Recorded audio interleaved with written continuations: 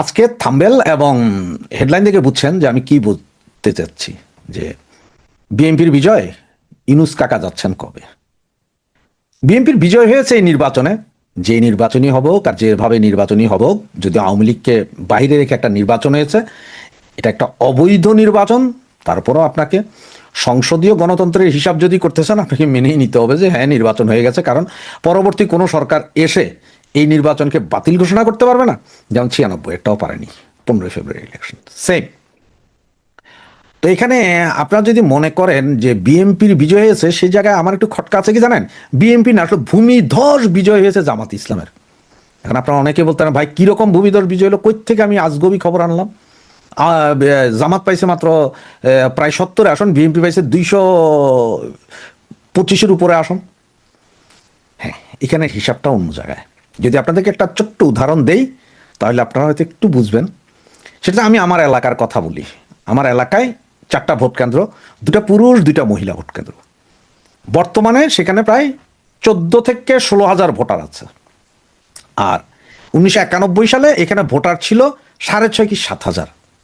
তো 1991 সালে দেখা গেল যে আওয়ামী লীগ বিএনপির ভোটে বিএনপি পেয়েছিল 3,500, আওয়ামী লীগ পেয়েছিল 650 ভোটের হিসাব। তার মানে বুঝেন এবার ওইটা কি পরিমাণ বিএনপি অধ্যুষিত একটা এরিয়া। সেই জায়গায় 96 সালে যখন আওয়ামী লীগ ওই 550 থেকে 1150-তে উত্তীর্ণ হলো, বিএনপি কিন্তু সেম 4,500-5,000 ভোট পেল 96 তো। তখন আওয়ামী লীগের ওয়ার্ড সভাপতি তিনি রাস্তায়, ওয়ার্ড তো না সরি ইউনিট সভাপতি, উনি রাস্তায় এসে নেচেছিলেন এবং বলেছিলেন যে 550 থেকে 1100 ভোটে আনতে পেরেছে, এটা বিজয় ছিল, আসলেই বিজয় ছিল ওই জায়গায়। এরপরে কালের প্রকারান্তরে বিএনপি সবসময় 7-8 হাজার হলে আমরা আওয়ামী লীগ আলারা হয়তো আপনার 2-2.5 হাজার ভোট পাইতে, এই ছিল অবস্থা। জামাতের অবস্থা খুবই শোচনীয়। জামাত 200-250-300 এরকম ভোট পাইতো সে জায়গায়। এইবার যা হয়েছে দেখেন, আওয়ামী লীগ নির্বাচনে নাই হোক, আওয়ামী লীগের লোকজন যায় নাই। 15,000 ভোটের মধ্যে যে কয়টা ভোট কাস্ট হয়েছে, তাতে দেখা গেছে যে বিএনপির প্রার্থী ওইখানে 300 কি 400 কত ভোটে জানি বিএনপির প্রার্থী 4 কেন্দ্রে হেরে গেছেন। জামাত সেখানে প্রথম। নোয়াখালীর আরেকটা কেন্দ্রে যেখানে আজীবন জামাত 7-8 হাজার ভোট পাইতো, যেখানে আওয়ামী লীগ প্রার্থী এর আগে আওয়ামী লীগ প্রার্থী প্রায় 20 থেকে 25 হাজার ভোটেও জিতেছেন, দ্বিগুণ ভোটে। সেই জায়গায় মানে কি 96,000 ভোট জামাত ইসলাম পেয়েছেন, যদিও বিএনপি জিতেছে 96,000 ভোট। ঢাকার 20টা আসনের মধ্যে 7টা আসন জামাত জিতেছে। জামাতের যে আমির 3বারের ফেল করা আমির, তিনি এবার 20,000 ভোটের অতিরিক্ত দিয়ে জিতেছেন। জামাত সমর্থিত প্রার্থী ডারবিন নাসির আপনার মির্জা আব্বাসের বুকে হিমশীতল কাপন ধরিয়ে দিয়েছেন। মানে আওয়ামী লীগ বিহীন নির্বাচনে জামাত টোটাল মেকানিজম করেছে, বিএনপিও মেকানিজম করেছে, কেউ মেকানিজমে ছাড়েনি। কিন্তু এখন আপনি বলতে প্রশাসন এটা, ভাই ওগুলা বাদ দেন। জামাতের এই উত্থান, এটা হচ্ছে যে ভূমিধস বিজয়। আর এই অবস্থায় যে আগামী 5 বছর চলে, তাহলে কোথায় গিয়ে থাকবে বুঝছেন? আগামীতে হয়তো সরকার জামাত গঠন করার স্বপ্ন আবারও দেখতে পারে। তাদের এই বিজয় কিন্তু, আপনারা যদি মনে করেন যে ভাই দৌড়ো ভাই কি বলতেছেন, এটা অবৈধ নির্বাচনে, যাই হয়েছে। এখন জামাত নির্বাচিত, জামাত কি করছে দেখেন, যেই সব সিটগুলো তোরা জিতছে, যেসব সিটগুলো তোরা জিতে নাই, সব সিটে আওয়ামী লীগের কারা কারা আছে, কারা কারা আওয়ামী লীগের ভোট দিবে না, যাবে না, হাটকোর, এদের লিস্ট করে কিন্তু সকালবেলায় মহিলা দিয়ে সমস্ত ভোট দেওয়াই দিছে। মহিলাদের ভোট মহিলা দিয়ে। এইবারের নির্বাচনে আপনি যদি বলেন, আমরা যদি বলি যে আপনার 20% ভোটারও গিয়েছে, তাতে 10%-এর অধিক কিন্তু মহিলা ভোটার, বাকি ভোটারই পুরুষ। এখন পুরুষ ভোটারদের মধ্যে বিএনপি এমন কিছু আসন আছে যেটা আমি জানি যে সেখানে নির্বাচনের আগের দিন বিএনপি 800, 500, 1,000 করে দিয়ে ভোট টেনে নিয়ে যেতে হয়েছে কেন্দ্রে।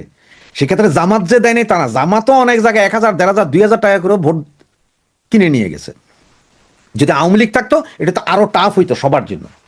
সেখানে কে জিততো কে হারতো সেটা হচ্ছে পরের কথা, কিন্তু ইলেকশনটা আরো টাফ হয়ে যেত। তারপরে এই অবস্থায়ও বিএনপিকে ভোট কিনতে হয়েছে, জামাতকে তো কিনতেই হয়েছে। বা জামাতের খুব বেশি কিনতে হয়নি, কিন্তু জামাতের তো নির্দিষ্ট কিছু লোক আছে যারা জামাতকেই দিবে, বিএনপিরে কিনতে। এটা বিএনপির এখন বোধোদয় আছে। বিএনপির যে সমস্ত এমপিরা হয়েছেন তারা নিজেরাই জানেন যে কোথায় কি দিয়ে কিভাবে এসেছেন। তাদের মাথায় এখন থাকা উচিত যে কি অবস্থাটা, তাহলে আগামী অদূর ভবিষ্যতে কি হবে এটা যদি বিএনপি অনুভব করতে পারেন, তাহলে বিএনপি কিন্তু এবার সেই কাজটাই করবেন। এখন কিনতে হয়েছে কেন দেখেন, তার কারণ হচ্ছে যে গত 17 মাসে বিএনপিকে পুরো লেজে গোবরে করে দিয়েছিল জামাত এবং এনসিপি বাহিনী। এই যে কয়েকদিন আগেও ঢাকা ইউনিভার্সিটিতে তারেক আমার ডট ডট বইলা যেসব সাদিক কায়েম তাদের মিছিল মিটিং অমুক তমুক এইসব এগুলো সবাই দেখছেন। আজকে এখন মিছিল করতে বলেন দুইটা, এখন আর করবে না। এখন বিএনপি এইভাবে যে বিএনপি গেছে, বিএনপিকে ডোনেট করেছে অনেকে, অনেক নেতা কর্মী অনেকেই ডোনেট করেছে বিএনপি, তারপরে বিজয় হয়েছে সেটা ওকে, কিন্তু বিএনপিকে বিজয়ী তো অনেক কাঠখড় পুরাতে হয়েছে। সেই ক্ষেত্রে জামাতের এই সত্যের আসন এটা কিন্তু অ্যালার্মিং। আজকে আবার আপনারা দেখলেন যে পঞ্চগড়ে আওয়ামী লীগের একটা অফিস, বিএনপির বিজিত এমপি উনি তালা খুলে দিয়েছেন। বিপুল আসনে সারা বাংলাদেশে সরকার গঠনের পথে এই প্রথম মুহূর্তে সভাপতি চাকলাট ইউনিয়নের সাবেক আপনারা চুপ থাকেন কি চেয়ারম্যান জননেতা জনাব আবু দাউদ প্রধান, তিনি প্রথমেই যে কাজটি করেছেন বাংলাদেশ আওয়ামী লীগের প্রতি তথা আওয়ামী লীগের তৃণমূল পর্যায়ে নেতা কর্মীদের প্রাণের যে সংগঠন আমাদের চাকলাট ইউনিয়ন আওয়ামী লীগকে তিনি আজকে তালামুক্ত অবমুক্ত করেছেন। সে পাকিস্তান বানাতে চেয়েছিল, যারা বাংলাদেশের স্বাধীনতার পক্ষের প্রতিটি দলকে নিশ্চিহ্ন করার চিন্তা ভাবনা করে বাড়িতে অফিসে হামলা করে বন্ধ করে রেখেছিল, সেই অফিস আজকে প্রথমেই তিনি চাকলাট ইউনিয়ন আওয়ামী লীগ অফিস অবমুক্ত করলেন। চাকলাট ইউনিয়ন আওয়ামী লীগ সহ সকল অঙ্গ সহযোগী সংগঠনের পক্ষ থেকে দিনের কাছে আমরা কৃতজ্ঞতা প্রকাশ করছি। সেই সাথে আগামী দিনে যে কোনো মিছিল মিটিং আন্দোলন সংগ্রাম স্বাধীনতার সপক্ষের সকল উন্নয়নের ক্ষেত্রে আমরা না আওয়ামী লীগ না বিএনপি না জাতীয় পার্টি সকলে ঐক্যবদ্ধ হয়ে স্বাধীনতা বিরোধীদের পক্ষে থাকবো এবং ঐক্যমত্যের ভিত্তিতে উন্নয়নমূলক ইউনিয়নের উন্নয়নের আহ্বান জানিয়ে আমি আমার কথা শেষ করছি। ধন্যবাদ সবাইকে। সারা বাংলাদেশে আমরা সাদা চোখে সব সময় দেখেছি যে ঘর বাড়ি আগুন ধর পাকর মায়ের ধৈর সব বিএনপি করেছেন, মামলাগুলো সব বিএনপি করেছেন। আর জামাত কিছুই করেনি। অনেকের কাছে ছিল যে জামাত সুফি সাহেব না।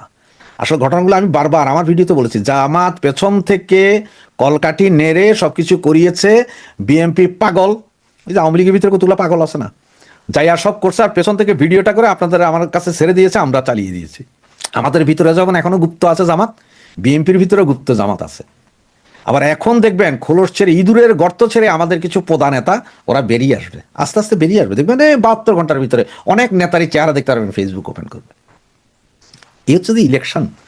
আর এখন কি হবে, এখন আসলে যাই হবে, মন খারাপের দরকার নেই আওয়ামী লীগ। দেখেন আপনার গত 17 মাস যেভাবে ছিলেন এখনো সেভাবে থাকবেন। এখন হয়তো একটু সুবিধা হবে কি জানেন, অনেকেই হয়তো বাড়ি ঘরে ফিরে যাবেন, থাকতে পারবেন, মামলা আপনাদের উঠবে না ভাই, জামিনও হবে, কিছু কিছু নতুন নতুন মামলাও খাবেন, কারণ কোনো গ্যাঞ্জাম হইলে মামলা খাবেন নতুন নতুন, যেটা অতীতে আমরাও করেছি, এখন ওরাও করবে সেম। আবার কোনো ইলেকশন আসলে, সিটি কর্পোরেশন ইলেকশন আসলে গণহারে মামলা খাবেন, গণহারে ওই মামলাগুলোতে আপনাদের অ্যারেস্ট করা হবে যে কোনো নির্বাচনে, এটা সবাই জানেন। যে আমরা আগেও দেখেছি যে আমাদের আমলে ওই গত 17 বছরও আমরা দেখেছি যে কোনো ইলেকশনের সময় আমরা মুরগি চুরির মামলাও দিতাম। এখন আপনারা বলতেন ভাই এটা মিথ্যা কথা, না ভাই এটা আমার ক্ষেত্রে আমি বলবো সত্য কথা। আচ্ছা, আমারই এক ভাই বন্ধু যিনি আমার সাথে একসাথেই ব্যবসা করতেন বাংলাদেশে, সেটা 2001 সালের কথা বলছি। আমরা 88 থেকে 1 সাল পর্যন্ত ব্যবসা করছি, আমি 2000 সালে চলে আসছি। নিপাট ভদ্রলোক, মাত্র থেকে এসেছেন, জাপান থেকে এসে উনি আমাদের সাথে ব্যবসা করতেন, কোনো দলীয় বাজি ছিল না।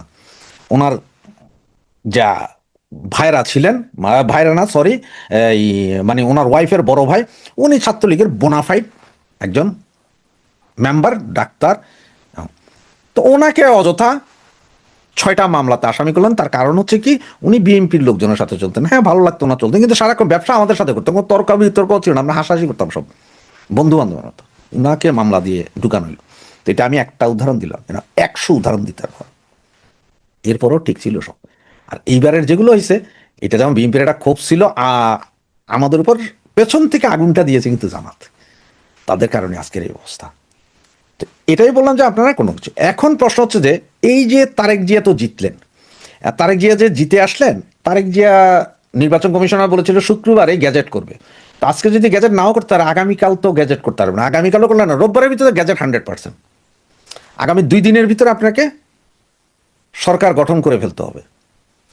নির্বাচন কমিশন চাইলে এগুলো হবে। তাহলে মার্চ মাসের 11 তারিখ ডাক্তার ইউনূস সাহেব জাপান যাবেন কোনভাবে? উনি যে আগেই ডিক্লেয়ার দিলেন মার্চের 21 তারিখ ডাক্তার ইউনূস সাহেব জাপানে যাবেন ওই রাষ্ট্রীয় সফর। এখন উনি কি ব্যক্তিগত সফর করবেন না রাষ্ট্রীয় সফর করবেন, সেটা হচ্ছে যে এখন কথা। তা নাহলে উনি এইসব ঘোষণা দিলেন কিভাবে? আবার এতদিন আমরা যদিও বলি যে ডাক্তার ইউনূসের একটা ইচ্ছা ছিল যে উনি রাষ্ট্রপতি হবেন, এখন তারেক কি সেটা মেনে নিবে? কারণ আমার মনে হয় না, বিএনপিও আশা করেছিল যে 200 আসনের উপরে পাবে, 225-30 আসন পাবে, সেটা বিএনপিও আশা করেনি। বিএনপিও তো আশা করেছিল যে 150 বা 160 এরকম পাবেন, সেটা হইলে হয়তো একটা জাতীয় সরকার মরকার কথা ছিল, কিন্তু এখানে 225-30 আসনের উপরে। কাছে যে 8জন স্বতন্ত্র আছে, রুমিনা ফারহান টান সহ, এটা সব বিএনপিতে চলে যাবে, এটা আপনি লিখে রাখতে পারেন না, সবাই যাবে। তো বিএনপি তো একক সংখ্যাগরিষ্ঠ দল। এখন আবার ওনারা জিতাইলো কাকে? হাঁ ভোটকে। তো হাঁ ভোট জিতে যদি সংসদে আনতে হয় তাহলে তো আবার তারেক জিয়ার সমস্যা আছে, উনি কি চেয়ারম্যান থাকবেন, মন্ত্রীও থাকবেন, তাও তো পারবেন না। তো এগুলো নিয়ে তো একটা বিশাল কাণ্ডকর্ম আছে, সেটা আমরা আস্তে আস্তে বুঝবো যে কিভাবে তারেক জিয়া আপনার সামনের দিকে এগিয়ে যায়, বিএনপির এমপিরা কিভাবে থাকে, বিএনপির এমপিরা কি সেই অতীতের মতোই, অতীত বলতে আমি গত 30 বছরের কথা বলছি, আওয়ামী লীগের 17 বছর, তার আগে বিএনপি, তার আগে আওয়ামী লীগ, তার আগে বিএনপি, ওই ধরনের চলবেন, নাকি এখন অন্য কিছু দেখাবেন? কারণ তারেক জিয়া 17 বছর বিদেশ থেকে গেছেন, উনি এখানে থেকে অনেক কিছুই শিখেছেন।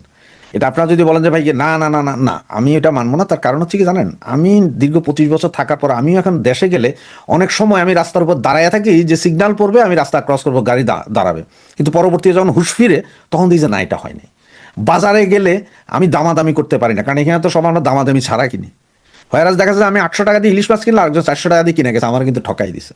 তারিখ যেগুলো দেখে গেছেন, শিখে গেছেন, বুঝে গেছেন, এবং যারা এতদিন চরম অপমান করছেন সেই জামাতে ইসলাম, আজকে আবার তারা নির্বাচন কার সাজিয়েছে, অমুক তমুক, কার সাজিয়ে কি নির্বাচন করে নাই?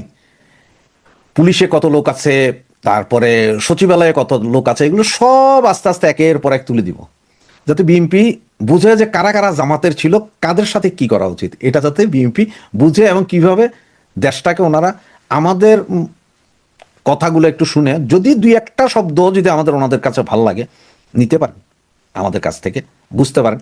কারণ এখনই সমালোচনা একেবারে বিএনপি এই ডুবাই ফেলবে, ওই মেরে ফেলবে, ওগুলা বলবো না, সমালোচনার সময় আছে, কি হয় দেখি।